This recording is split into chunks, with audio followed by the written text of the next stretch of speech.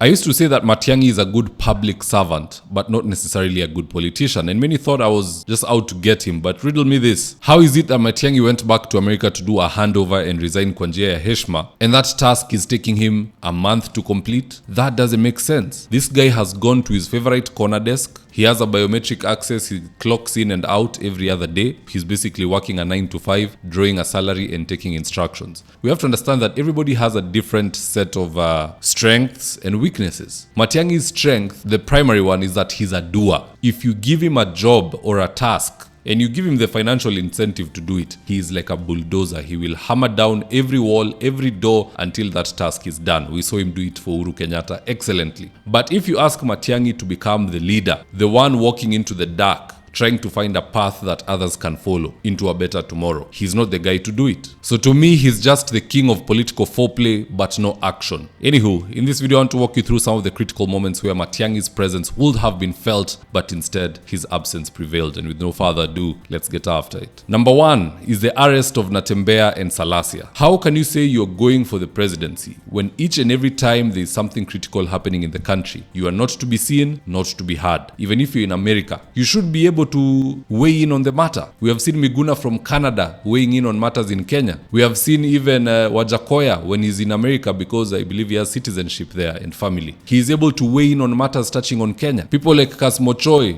I don't know if he's in US or Canada, but he also weighs in. If people are able to send in their opinions from out there, and they are not presidential candidates, you are out there, what is stopping you from issuing a statement, stopping you from doing a small video on your TikTok or somewhere, so that Kenyans can get to see that you're with them, and even the fellow leaders like leaders who stand with them? But Matiangi never does this, and these are the people who Fanya Mambo Kinuthia has been calling out of late. Here's the tip. And what I am afraid of in that uliona akijita the loyal opposition, I don't know whether you've seen this time when people go to hunt and then they are chasing the warthog. You know the warthog is unconventional because we inawekwa kigunia kwa kichwa alafu wengine wanashika.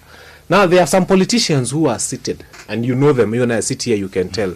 They are just seated. They are waiting for Munyoro to chase the warthog, ashike kichwa. Alafu ikikuja kugano asema nilishika mkia. Those are the guys, because right now the bulk of those politicians, they are nowhere. They are not doing any rally. They are not moving. They are not saying anything. They are not castigating William Ruto.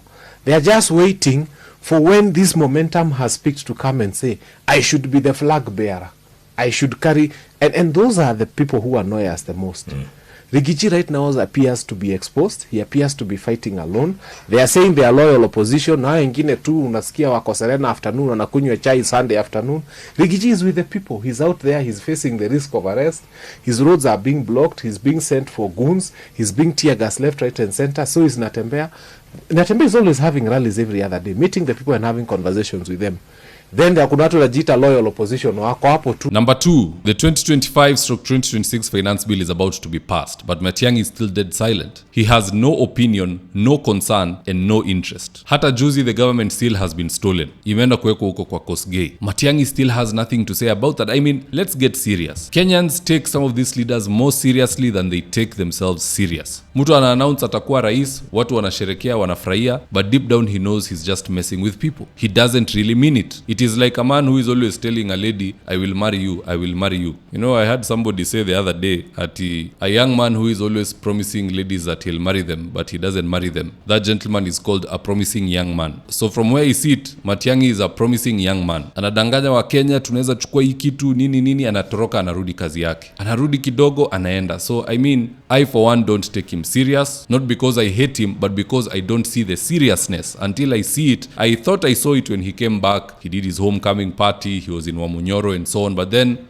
nothing. Even his own close ally Gloria Orwoba was removed as a nominated senator of UDA primarily because of being seen with Dr. Fred Matiangi and even giving a speech in his homecoming. Your own friend Amengatuliwa, there's nothing Matiangi is saying. He should have put out a tweet or something and said, you know what, Gloria atakama umetolewa, in 2027 I will make sure you are back. Even the Kisis who are looking will say, hey, Gloria ametolewa, but Matiangi has said, you know what, there will be a comeback. It is like he's still with us. That initial momentum of him going for presidency presidency is still alive, but he's not doing it. So the question I have for you today, the Matiangi fans, why do you take Matiangi more seriously than he takes himself? What is it that you have seen that other Kenyans cannot see in Rigiji or Natembea or Eugene Wamalwa or other people who are there with us every other day? Let us not become like the woman who rejects the man that is there but daydreams about the man that she can never get and who is not even serious. Anakuja anacheza mchezo one weekend, anaenda, anarudi another 3 months later, anacheza mchezo kidogo, anaenda. That is the person Kenyans really want. At the end of the day, guys, that's just my take. Do let me know your own comments in the comment section below, and I'll do my best to read them and to give you a response. And in the event you're here for the first time, please go on and hit the subscribe button. And if you're watching for a different platform, just head on over to YouTube, search for David Wafula, hit the subscribe button, and you're going to be getting a ton of content of this nature. If politics is something you're passionate about, this is definitely the one channel that you really need to subscribe to.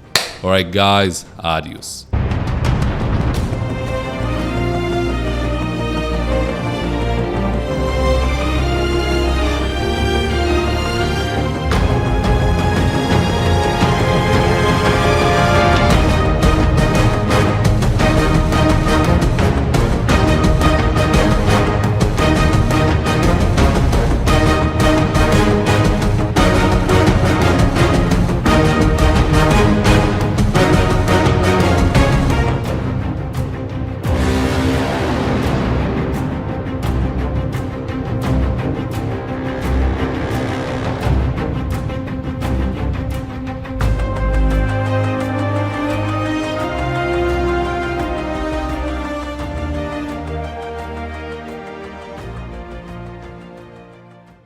Thank you for choosing David Wafula as your primary news platform. We put countless hours in research, recording, and editing. By showing up each and every day to watch our videos, you encourage us to generate more videos for the viewers.